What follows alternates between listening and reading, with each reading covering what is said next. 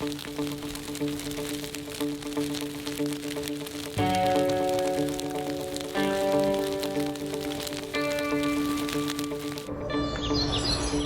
right, well, good afternoon, everyone, and welcome to today's webinar.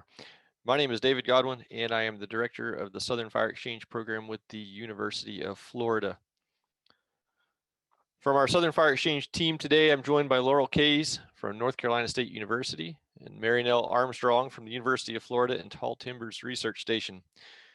Today, our presentation will be from Nick Biemiller with the Ruffed Grouse Society. Nick will be discussing some of his recent work studying prescribed burn associations and how they may support getting more prescribed fire on private lands.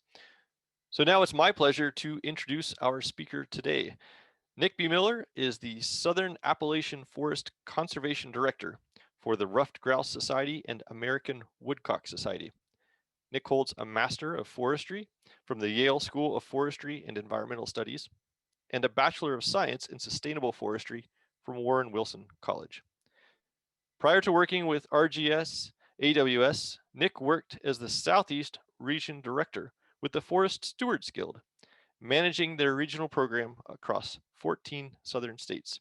Nick has a diverse background in forestry and conservation in the Southeast, including consulting forestry and land conservation and over 9 years of professional experience. So welcome, Nick.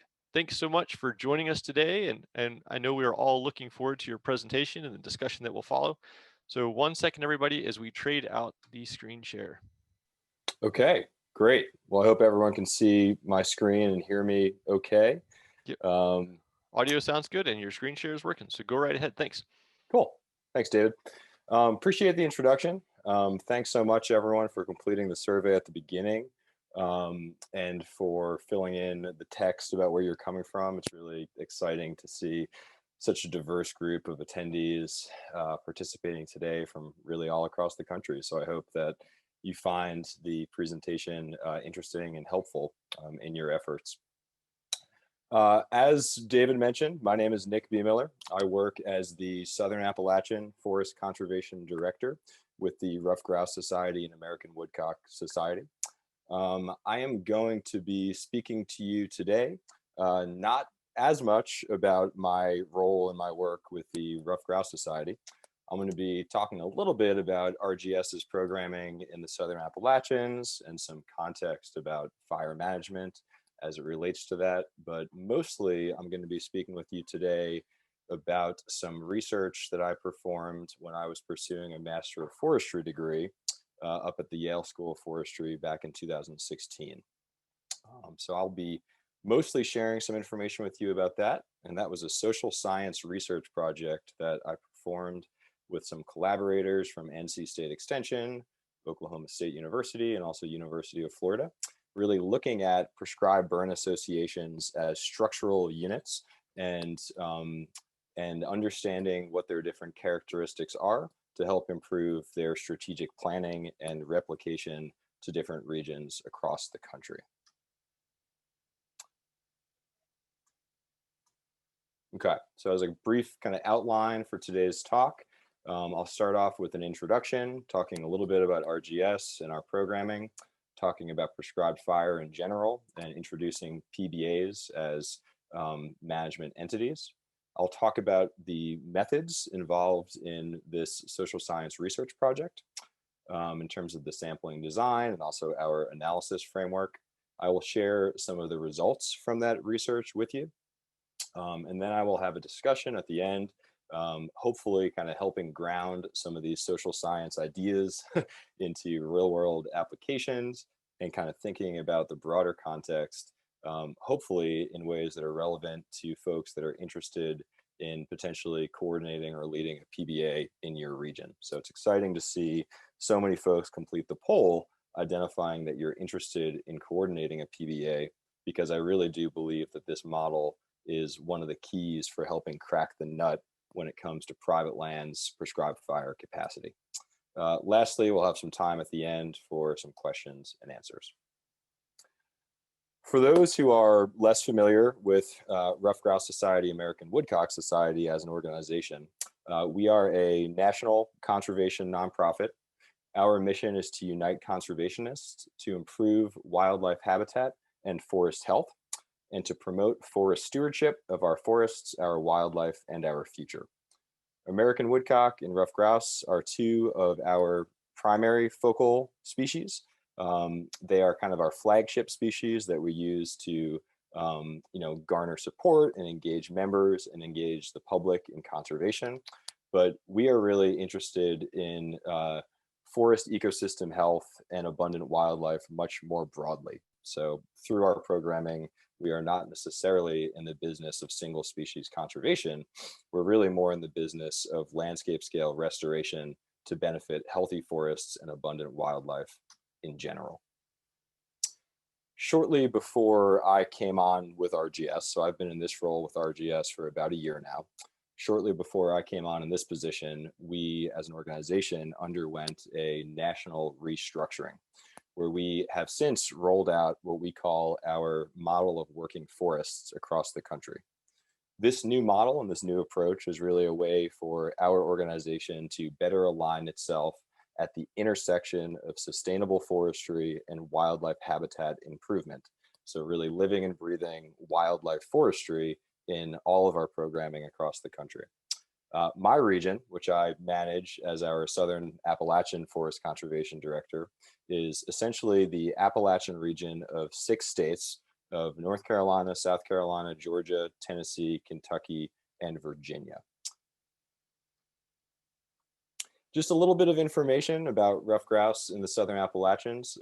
Like I said, most of my talk is not going to be specific to the Southern Apps or even specific to RGS, but I did want to share a little bit of information for those who might be interested. So we know that ruffed grouse have been declining throughout the Appalachian region at about 1.5% annually for the past several decades. That is largely because of the loss of forest disturbance from our landscape, and really a decline in the amount of young, actively regenerating forests in that 5 to 20 year age class.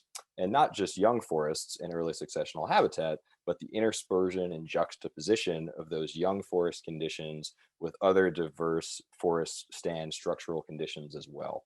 And so diverse forests in the broad sense of the word and a balanced age class portfolio of early, mid, and late forests is really what ruffed grouse and many other wildlife depend upon for their habitat. When it comes to fire management, it's worth noting that habitat is a species-specific concept, but fire is undoubtedly one of the powerful tools in the toolbox to be able to help increase that structural diversity to provide for the life history needs of a lot of our wildlife that are really disturbance dependent. Many of our forest ecosystems, at least in the Southern Appalachians, are currently pretty far departed from what we might consider kind of healthy ecological conditions. And so there is a substantial need for combinations of mechanical treatments and fire to help restore that structure that grouse and many wildlife depend upon. The last thing I'll say about grouse specifically is that at RGS, we think about Appalachian ruffed grouse as really a bellwether for potential impacts to this species and others in parts of their range. This is the southernmost extent of ruffed grouse and many other breeding bird populations here in the Southern Apps. With current trend data, it's not looking good for this species long term. So conservation here in the Southern Apps is really a national priority for our organization. For anyone who's interested in kind of learning more about the specific interactions between the life history needs of certain focal wildlife species and fire management, there's a great report that TNC and University of Tennessee Extension put out that includes some pretty practitioner-focused recommendations on things like fire return intervals when it comes to certain focal wildlife, including ruffed grouse and American woodcock as 2 of their focal wildlife species. So pivoting a little bit away from RGS and diving more into the research project that I performed back in 2016.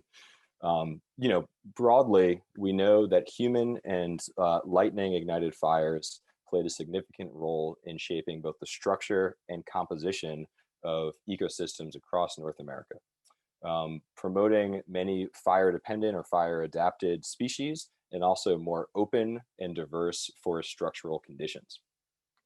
The past century of fire suppression policy has resulted in an overall increase in the level of combustible vegetation and corresponding risk when it comes to wildfire across the country, and also an increase in mesophytic or generalist tree species and a decline in some of our more fire adapted species, and departure from what we might consider healthy or desired structural conditions.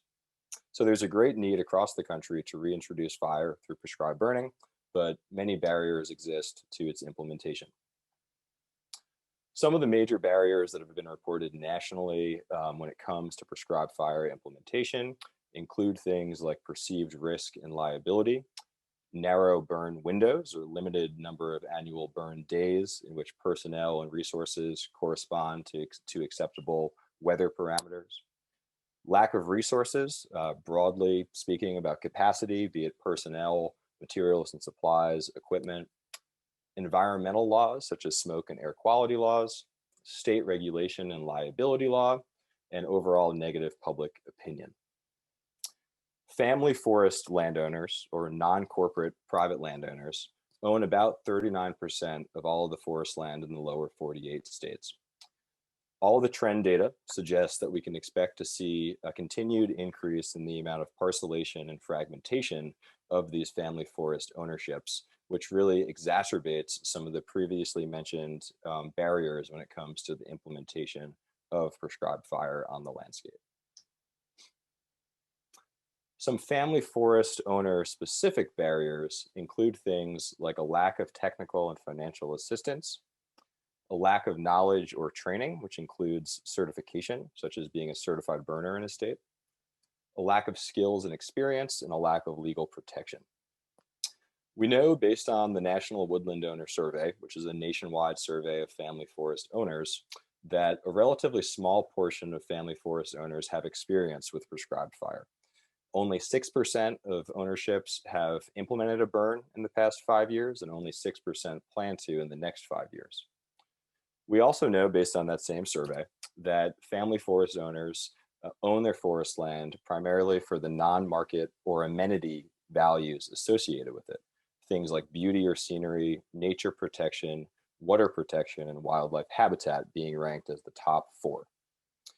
This all suggests that prescribed fire is compatible with the reasons that family forest owners own their land. It can help them achieve their goals. However, very few are actually adopting the implementation of prescribed fire, and there are significant barriers that exist to that adoption and that implementation. Prescribed burn associations are cooperative units of private landowners that pool resources and labor to achieve scale that allows them to overcome the barriers associated with implementing prescribed burns. PBAs take very different structural forms depending on where they are across the country, but all consist of members that work together to overcome barriers to prescribed burning by providing training, pooled equipment, and labor, thereby decreasing the risk and costs associated with doing a burn. PBAs also create peer-to-peer learning networks and opportunities for landowners to work and learn and share resources and information together freely. At times, PBAs have been able to offer expanded liability protection plans for members and landowners that are part of the association. Currently, there are 70 known formalized PBAs across 12 states in the United States. However, there are many more PBAs that are in various states of being developed or formed that are less formal in terms of their structure, including 14 community-level PBAs in California right now. Currently, this model of PBAs is the most common in the Great Plains as a tool for ranchers and other landowners to manage and restore their grasslands. But there's interest in the expansion of this model to other regions and to the application of family forest landowners.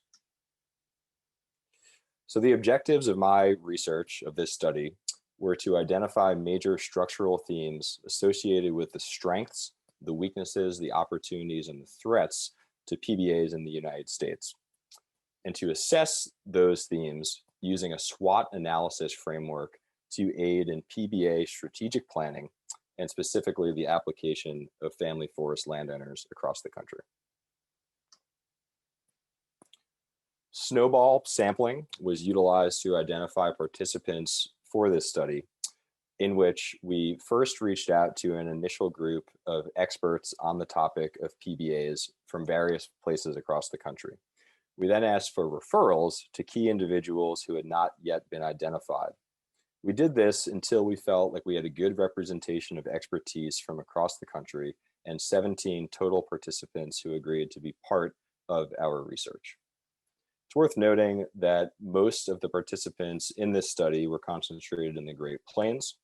As I mentioned previously, that is largely because, especially at the time, this is where the highest number of PBAs are located and where the most expertise is. However, we did make an effort to recruit some participants from the Eastern United States and also the West. We utilized a series of sequential questionnaires as part of what's called the Delphi process among study participants. The Delphi process, interestingly, was developed by the Rand Corporation in the 1950s as a way to guide military decisions and forecast likely events. The idea is that you assemble a panel, relatively small group of experts on a certain topic or idea, and you administer a series of sequential surveys or questionnaires to build consensus around likely correct responses or truths about that topic.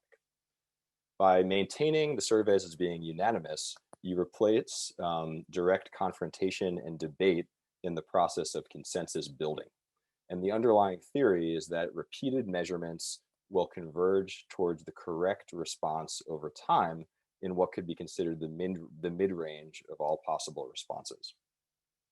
And so we utilized the Delphi process to administer 3 sequential questionnaires to our study's participants. In the first questionnaire, we asked participants 4 questions with the possibility of open-ended text responses. Those questions were: what are the greatest strengths associated with PBAs? What are the greatest weaknesses associated with PBAs? What are the greatest opportunities for PBAs? And what are the greatest threats to PBAs? Those responses were then coded based on consistent themes. The coded themes were then carried into the second questionnaire, where we asked participants to identify which of those structural themes they considered important, and we left important up to the participants to define. Themes that were identified as important by at least 50% of participants moved forward into the third round of surveys. In the third questionnaire, we asked those participants to rank the relative importance of the structural theme based on a 1 to 4 Likert scale. When a theme received at least 50% of participants ranking it as either a 3 or 4 on that 1 to 4 scale, consensus was considered reached on the importance of that theme. Structural themes that were identified as important in this study were then analyzed and contextualized using a SWOT analysis framework and social network mapping. The SWOT framework, for those who might be less familiar, is a strategic planning tool which functions to reduce the quantity of information and simplify complex situations to help improve strategic planning efforts. It's based on analyzing a situation or a topic based on its internal factors, which include positive strengths and negative weaknesses, and its external factors, which include positive opportunities and negative threats. We looked at a comparison between these themes by comparing strengths to weaknesses, strengths to threats, opportunities to weaknesses, and opportunities to threats. We then visualized the structural themes in a social network map by utilizing Gephi software.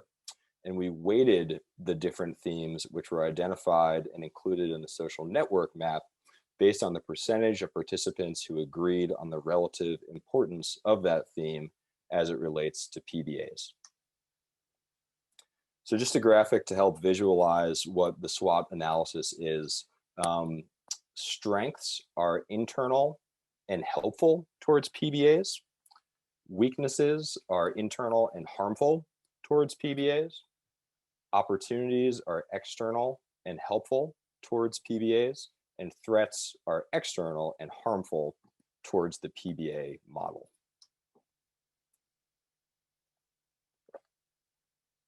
So our iterative surveys resulted in a 100% response rate among all 17 participants through all 3 rounds of questionnaires, which was great. The first round of questionnaires, where we asked folks for open-ended text responses, resulted in 86 coded themes identified across the 4 SWOT categories. In round 2, we identified 31 of those themes as being important by participants in the study. In round 3, 29 final themes emerged as being consensus important themes by receiving either a 3 or 4 on that 1 to 4 scale. That included 12 strengths, 4 weaknesses, 8 opportunities, and 5 threats. These are some of the top 4 structural themes associated with each of the 4 SWOT categories that we identified in this study. So some of the strengths associated with PBAs are that they increase education, training, experience, and skill set of landowners when it comes to prescribed fire. They increase landowner access to resources. They increase capacity to implement burns at larger scales. They increase landowners' willingness and commitment to burn their land. The top 4 weaknesses identified by participants are that PBAs depend on high levels of interest, dedication, and motivation among members. They depend on volunteer labor and leadership. Oftentimes within a PBA, landowners are interested in getting burns done, but they're less interested in managing the PBA as an organization. And also the old age of participants that are part of a PBA. So those were internal themes, and now for the external themes. Some of the opportunities that our participants identified in this study were opportunities for growth trajectories into larger umbrella PBAs that could be national or regional in scope, coordination support available from other interested parties, such as external conservation nonprofits, a opportunity of high demand to restore fire-dependent ecosystems in general, and also the opportunity to develop training protocols that might be more appropriate to private landowners when it comes to fire.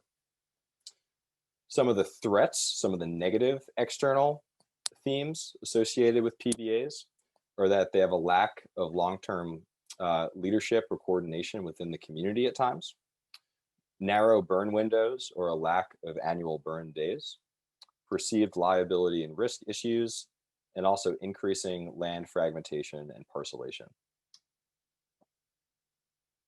Social network mapping was used to better visualize the structural themes identified in this study and to better understand the relationship between those themes. Structural themes associated with the 4 SWOT categories were weighted based on the relative importance that participants attributed to them.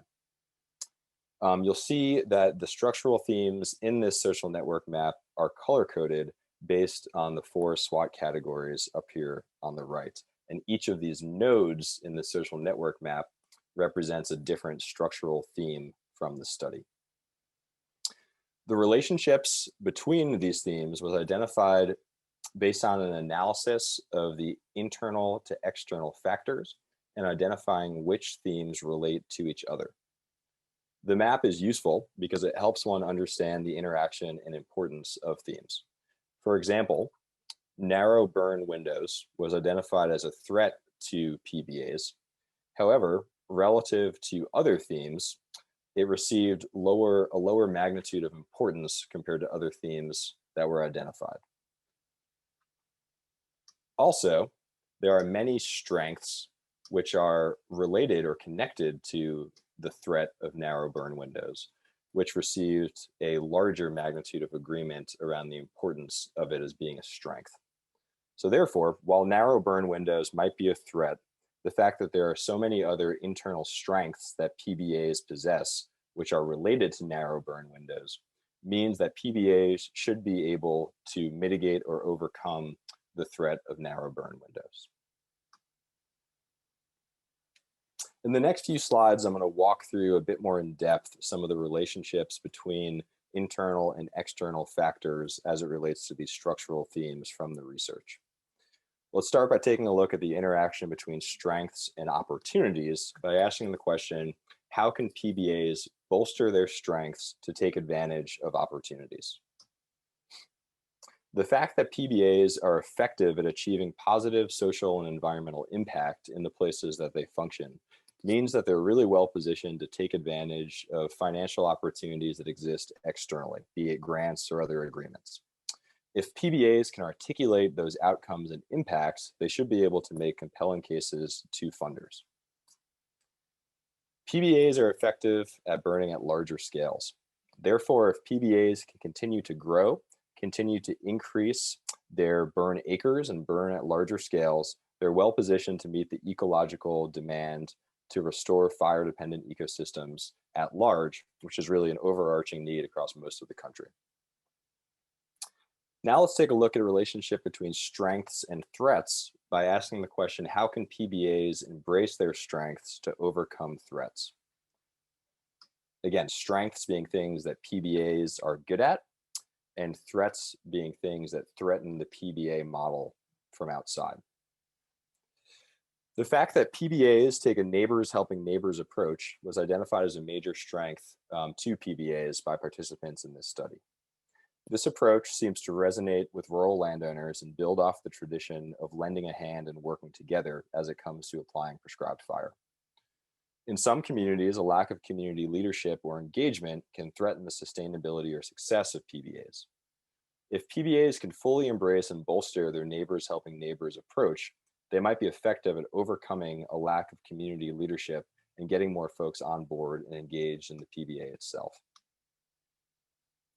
The fact that PBAs increased local control and access to resources was also identified as an important strength. This often makes PBAs more efficient, nimble, and responsive when it comes to fire management and being able to act quickly to get fire on the ground. PBAs should embrace this benefit to overcome the threat of narrow burn windows.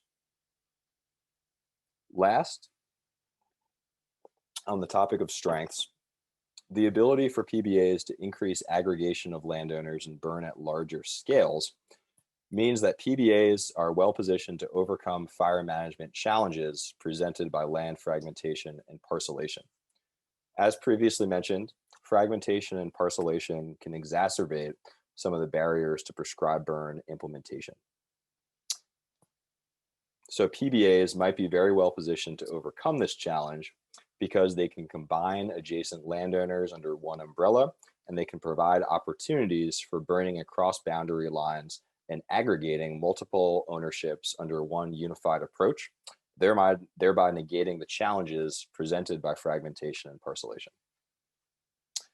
Next, let's take a look at the relationship between weaknesses and opportunities by asking the question, how can PBAs mitigate weaknesses by seizing opportunities? The fact that in many cases PBAs have an overdependence on volunteer labor was identified as a weakness, as volunteers might not always be motivated and committed in the same way that fire practitioners or natural resource professionals are. This weakness could be mitigated by taking advantage of external third-party coordination support from outside entities such as conservation nonprofits or state agencies. Quail Forever and Pheasants Forever is a great example of a conservation NGO that's very active in this space in the Great Plains. Another weakness identified by participants is that PBAs suffer or can suffer from aging membership and a lack of engagement of young people. This can make it challenging to get burns done safely, but also to have the manpower and personnel and interest to sustain the PBA as an organization long term. This weakness could be overcome by continuing growth trajectories into larger umbrella associations or units. And by growing into larger networks, PBAs might be able to realize additional support, to recruit more young people to be engaged in the PBA, and overall get more assistance when it comes to managing the PBA and implementing burns. Last, we'll look at the possibility of places where there's potentially detrimental situations that PBAs should avoid, where weaknesses and threats overlap. And so my intent here is not to necessarily offer solutions, but to identify pain points that PBAs should be aware of and do their best to avoid. Situations where PBAs have aging membership from within, combined with outmigration and aging populations within the community or region, is not a good sign and ultimately might lead to the failure of the PBA to sustain itself. This is a problem because as current members age out of a PBA, there might not be new individuals to replace them and keep the membership levels up within a PBA. Additionally, in certain situations, PBA lack internal leadership and coordination, especially where the PBA is mostly run by volunteers. So when working in an environment or a region with significant narrow burn windows, or in a season with limited annual burn days, the lack of leadership within a PBA can really provide significant challenges for the organization to be able to work efficiently and effectively and mobilize to be able to get burns accomplished. Okay, so pivoting away from the results, thank you for bearing with me on some of those slides. I know they were a bit wordy. I'll talk about, get into the discussion session and talk a little bit about some interesting implications of some of these findings, and lastly get into some of the boots on the ground ideas and opportunities for practitioners. So to understand the potential for the replication of PBAs from ranchers in the Great Plains to family forest landowners elsewhere in the country, structural themes identified in this study need to be contextualized based on the biophysical differences between grasslands in the Midwest and forests elsewhere in the country. Changes in site and fuel can lead to changes in the magnitude or importance of some of the structural themes that participants in this study identified. For example, grassland burns are typically lower fire complexity and lower fuel loading when compared to forest burns in the eastern United States, where there might be higher fire complexity and higher fuel loading. Changes in fire complexity and fuel loading between regions could change the level of perceived risk to prescribed fire implementation, which could also shift the magnitude of some of the structural themes from this research.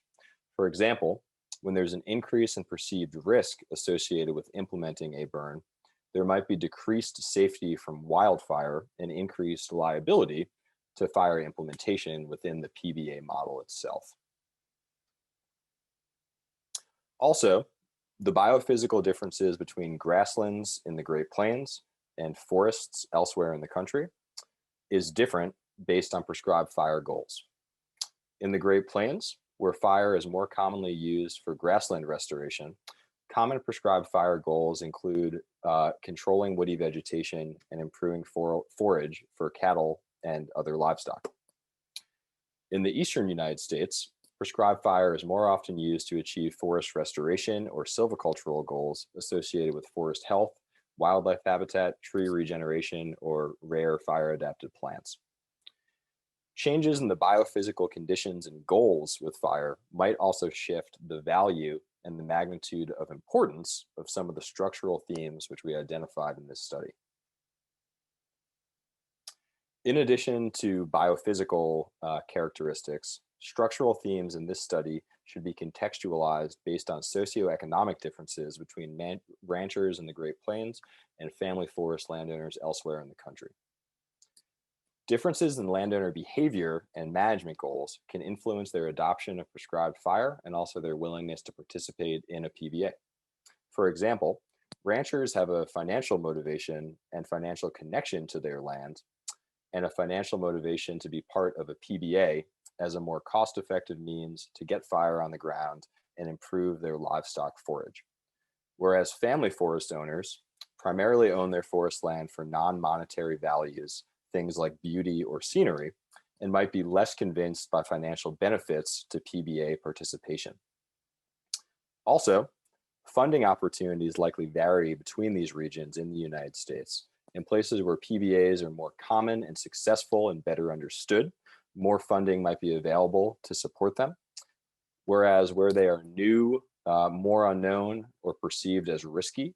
Foundations and other funders might be less interested in helping support PBAs as organizations long-term. Lastly, family forest owners themselves vary with their experience, knowledge, and interest in fire as a management tool. We know based on the National Woodland Owner Survey that family forest landowner experience with prescribed fire and interest varies across the country. In the southern US, family forest owners typically have a higher amount of experience and interest in prescribed fire, with 7% of landowners having burnt their land in the past 5 years and 7% planning to in the next 5 years. Whereas in the north, family forest owners typically have lower experience and interest when it comes to fire, with 4% having burned their land in the past 5 years and only 3% planning to in the next 5 years. Also, complex social ecological factors exist between family forest owners in different regions and family forest owners with different demographic backgrounds. This includes things like existing knowledge of fire ecology and understanding of the ecological role of fire, and whether or not a community shares a common vision. Previous evidence has shown that PBAs flourish where landowners share a common land ethic and where fire is generally accepted by the public.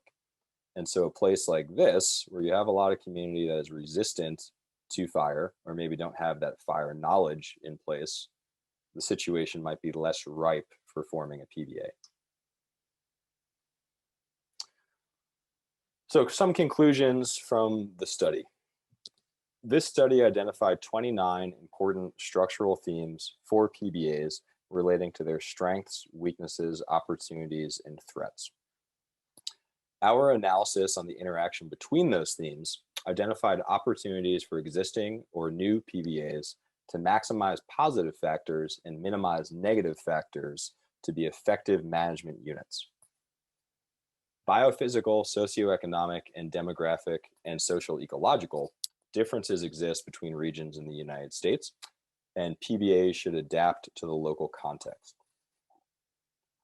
There's no one-size-fits-all approach, and those interested in PBA replication and to the application of family forest owners should consider structural themes in this study and contextualize them based on local conditions and regional trends and needs.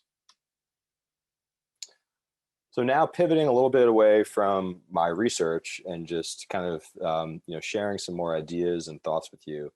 These are a couple quick questions that stand out to me, which might be relevant to folks that are thinking about coordinating or starting a PBA in your region. So first, do you have a group of landowners in a certain geography that are already interested in burning? 5 to 10 landowners in some geographically discrete area might be enough to really provide the groundwork and the skeleton for building out a PBA. What's the level of fire knowledge, training, certification, and experience among those landowners? This is really important because if some of these factors are lower with landowners in your region or in your community, the PBA might want to focus on things like providing education and outreach and training and certification to landowners for the first few years of the PBA's existence before fire is even put on the ground. Does your state have a prescribed fire law? Who will be the burn boss and assume liability for PBA burns? Different PBAs handle liability differently, and that varies from state to state and region to region. A lot of that comes down to if a state has a certified burner program or other prescribed fire law.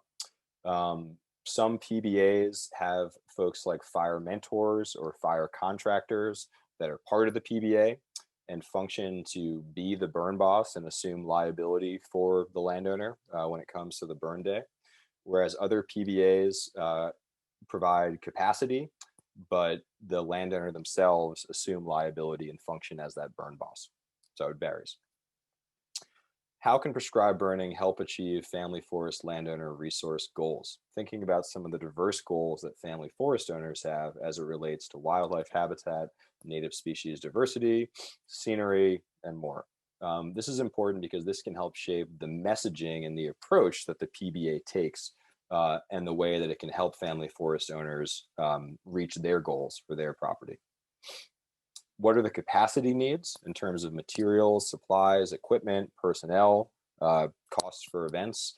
What's needed to really build out the PBA and make it successful? And last, what's the funding availability to support that capacity, be it from private foundations, federal grants or agreements, private donors, or other sources? And so what should a PBA look like structurally? Like all natural resource and forestry questions, the answer is it depends, which is always dramatically unsatisfying. But you know, a PBA might consist of a few different components. It might consist of prescribed fire mentors. These mentors could provide technical assistance to landowners that are members of the PBA. They could provide training and certification, and they could function as a burn boss and help take on the liability when it comes to implementing a burn. A PBA might have a coordinator who, you know, unlike the mentor, focuses more on coordinating the PBA itself and landowners within that PBA. They could do things like fire logistics. They could be in charge of grant writing, communications, both to PBA members and also to outside entities, do project management associated with grants or agreements, and also play an outreach role. Your PBA might be outfitted with landowners that basically provide, you know, that needed personnel and manpower to be the crew on a burn and help get the burn done as you rotate around to different ownerships. The PBA itself could partner with others and help do outreach and training events to increase that awareness and fire knowledge. The PBA could host things like learn and burn events to help get more skills and experience to landowners that are part of the PBA. And lastly, the PBA could have shared materials and supplies and equipment, things like mobile equipment trailers that could be outfitted with fire equipment for everybody that's part of the PBA to be able to share and use when it comes to implementing burns. One of the benefits that I see to the PBA model is that it empowers landowners to implement burns safely and really transitions landowners from passive landowners to active land managers and to fire practitioners. Many landowners are burning smaller acres on a given day, especially family forest owners. And as long as they have the training, experience, and skill set to do it safely and effectively, they might not need the same standards that we apply to other land ownerships and other agency personnel. And so part of how I see the PBA model being effective is its nimbleness and its ability to empower landowners to implement burns with cotton jeans and leather boots. There's also other novel forms of materials and supplies and equipment that exist to help outfit a PBA and support its capacity. You know, cool things like fire plows that can slide onto the back of a tractor, and landowners can share cooperatively as part of the PBA. So interesting things exist, and there's different models and ways that these things could be structured and outfitted to be effective. That's all I have. Thank you very much for your time. I hope you found this presentation interesting and hopefully useful. And I'm happy to take any questions if folks have them. All right. Thank you so much, Nick. Once again, if you joined us during the presentation, my name is David Godwin, and I'm the director of the Southern Fire Exchange with the University of Florida. And that presentation was by Mr. Nick Biemiller from the Ruffed Grouse Society. At this point in our program, we would like to provide an opportunity for you to ask questions for Nick. And so you can please type your questions and comments into the Q&A window in Zoom. Please don't put them in the chat window, put them into the Q&A, and that'll help us to get through those. And we'll try to get through those in the time that we have available. We have enabled a feature in Zoom that allows you to vote for questions submitted by other participants. I see some folks have started to do that already in Zoom. You can use that feature to vote for questions that you're interested in, and that'll help us to prioritize and get to some of the most interesting questions that come in. So So Nick, the top one there that has come in came from Brent, and Brent is talking about how there's an over dependence on volunteers, says Brent, was perceived as a weakness because volunteers don't have the same obligations as professional staff members to accomplish work. Brent continues, despite that, engaging volunteers in providing capacity and support for conservation work can also be an opportunity, expanding the limited resources of many groups and partnerships in our sector. So can you provide examples, or could you talk about how engaging and working through volunteers with PBAs could be realized, or how could we all be better at working with volunteers? Yeah, that's a great question, Brent. Thanks for asking that. So I'll say that some of these structural themes which emerged through our research can be a double-edged sword. I think you're absolutely correct that volunteers are essential to the PBA model to make it effective and make it efficient to implement burns collaboratively with private landowners. However, as some of the participants in the study identified, when PBAs have an overdependence on volunteer labor and a lack of other leadership or support, they can sometimes be less effective at achieving their goals and objectives as management units. And so I think that a possible pathway forward, which emerges from that to me, is not a one or the other, but a one and the other. That PBAs need volunteers, landowners, and other volunteers that provide the manpower and provide the property to burn. But they also need support, or they can benefit from support from professional staff as well, be it, partnerships with multiple different entities, such as other conservation nonprofits, state agencies, federal personnel. You could have fire mentors that are part of the PBA that are state agency staff. You could have a PBA coordinator that is a nonprofit conservation partner staff. And then you could have active volunteers within the PBA that play leadership roles to help move forward certain parts of activities and help get burns done. So I think the take home to me is not that volunteers are bad. The idea is that volunteers are good, but that PBAs can really benefit when they have support within their entities, which is professional staff and practitioners in addition to those volunteers and that volunteer labor. So this is my question to add on to that. It looked like, and from your map, the bulk of the PBAs that we have across the country in the U.S. are in the Midwest. And so do many of those PBAs have some connection with an agency or a professional natural resource management organization that can provide that support? Yeah, so that's not something that we explicitly looked at through this research, David, in terms of surveying PBAs to ask that question.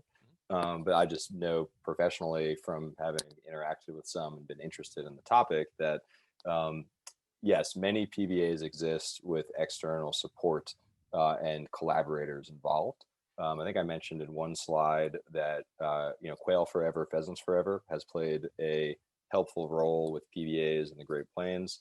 NWTF has also been an active conservation nonprofit partner when it comes to helping fund and support PBAs in their efforts. And also, land trusts and state agencies have been key in helping support PBAs and ensure their success. There's, in North Florida, the North Florida PBA, which some folks on this call might be familiar with, has been closely affiliated with the land trust. In addition, the Sandhills PBA in North Carolina was originally formed as part of the Sandhills Land Trust. And so that's a kind of cool hybrid model because you have land trust members and folks that are already kind of under the umbrella of one organization, and being able to engage those folks that are interested in fire and organize them under a PBA could be a great option. That is an interesting connection there. Let's get on to another question. Here's one from Jim. And Jim says, since aging can be a problem for PBAs and training and prescribed burning techniques. And experience can be a weakness for college forestry graduates today. Doesn't it make sense to work with colleges who have forestry students and get students involved in a PBA? Jim, that is an interesting idea. What do you say, Nick? Yeah, I think it's a great idea. I think that one of the major limiting factors to implementing a burn effectively is just having that people power on the ground to be your burn crew, right? And it would be great for many PBAs, and many are doing this already, but for PBAs to think, outside of their kind of immediate network of landowners to help implement burns and reach out to other populations and other assistants when it comes to doing collaborative burns on private land.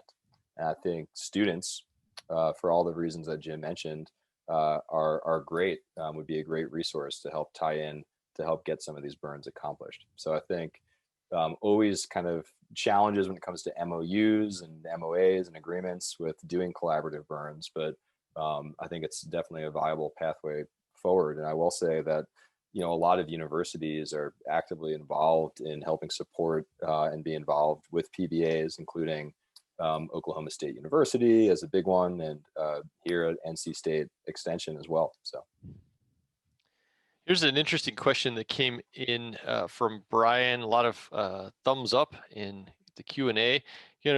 Brian says, what resources are made available to private landowners? So I think that Brian might be talking about, what kinds of benefits could you talk about PBAs provide private landowners in their areas? Yeah, sure. So I'm going to some of my slides are very multifaceted, so I'm trying to click through them all to have some relevant information on the screen. But it really depends based on the PBA. They can look very different. They might be minimal in terms of the amount of materials and supplies and capacity they provide, or they might, be outfitted with everything like a mobile equipment trailer and a truck that holds within it all the materials and supplies needed to implement a burn. And they might have, small mobile engines associated with them, and their own fire plows and their own PPE that landowners can share as part of the PBA.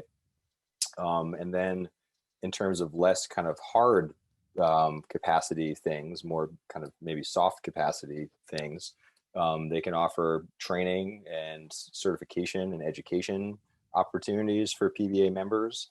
And they can also offer technical assistance and support.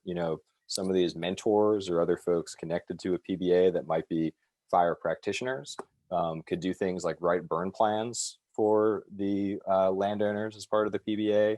They could connect them to Farm Bill financial assistance to help support the burns, to other grants or agreements and funding sources to help support burning.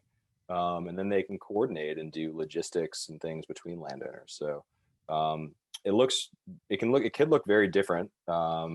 And I think there's a lot of benefits. And one of the big ones is liability. And so that's not always able to be realized by the PBA in terms of having someone who can be that burn boss for a landowner. But that is something that where that's able to happen, I think can be a real key to helping landowners feel comfortable and confident and safe with using prescribed fire.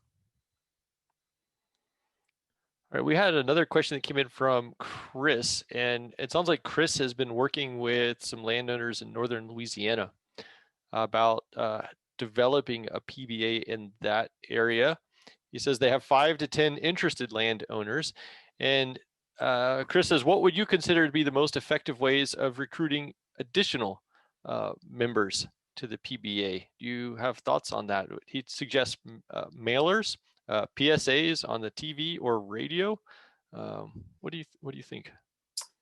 Yeah, lots of different tools in the toolbox when it comes to landowner outreach. I think that snail mail mailings are certainly one of the tools. Events, getting people out for educational events, hosting learn and burn events, which are opportunities for landowners to observe a burn and even participate in the burn. So great for folks that might have less familiarity with burning their land and want to see it and try it on the ground before they try it on their own land. Also kind of bringing outreach into the more kind of modern era. Me in my previous role with the Forest Guild and also other partners that we've worked with, like National Wildlife Federation and others, have had a lot of success using things like Facebook and social media analytics, advertising through Facebook as a way to engage landowners. And it's pretty cool because you can set a buffer on a certain geography and then run an ad through Facebook. And anyone that's on Facebook within that geography that might fit a certain parameter will see it as an advertisement and see your event or see information about your PBA as an opportunity. So yeah, I think just getting the word out. I would say that in some ways, if you have 5 to 10 landowners that are interested and want to move forward, that might be enough to apply for funding and try and bring some grant money in or other funding in to start building out some of the materials and supplies and equipment and start your events and get things rolling. So, and one last question. We're up to the top of our hour here, and I think this is an interesting one. I haven't thought about this before. I wanted to get your thoughts on it. Amelia asks, do you think PBAs could mitigate barriers to prescribe fire, potentially with agencies, with state or federal agencies? So do you think that there's a PBA there's a future for PBAs to provide support on public lands? yeah, great question. So, one of the take homes that I feel like is important to me in thinking about this topic is, with the amount of land that family forest landowners and private landowners own, if we want to truly restore kind of fire adapted ecosystems and achieve other landscape restoration goals, we really can't afford to not include private lands burning in that equation. And so that's something that I think is very interesting and very relevant to some of the goals and objectives that state agencies and federal agencies have when it comes to things like all land strategies and thinking about burning and management across ownerships. And so, I think one of the challenges with having landowners provide capacity for agency burns is that in many states, the requirements to do a burn on private lands as a certified burner is very different than the requirements to do a burn and be part of a burn crew on state or federal land in terms of NWCG kind of standards with PPE. And so there are some challenges there. And I think part of that is getting more landowners that are part of a PBA up to kind of the NWCG standard with some of this so that they can be available perhaps to assist with some of those collaborative burns on other, public land ownerships. But also recognition that that level of requirements that we hold some of our public fire management to might not be as relevant to some landowners that are burning under different conditions and typically on lower acres. So great question. Don't necessarily have an answer, but I think it's a good idea. All right, well, it looks like we have run up to the end of our time allotment today. If you would like to follow up with Nick, I just shared the final screen here and it has his email address. We had some other great questions that came into the Q&A in Zoom today. I wish we could have gotten to all of those. So if you had a burning question, I hate to throw that into a fire webinar, but if you had a question that you really want to follow up with Nick, you can reach out to him at the email address on the screen, or if you have any questions for us at the Southern Fire Exchange or me directly, you have my email address there as well. Nick, thank you so much for joining us today.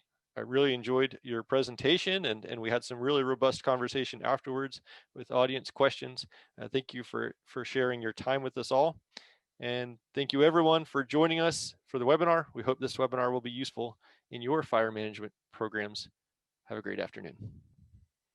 Thanks so much, everyone.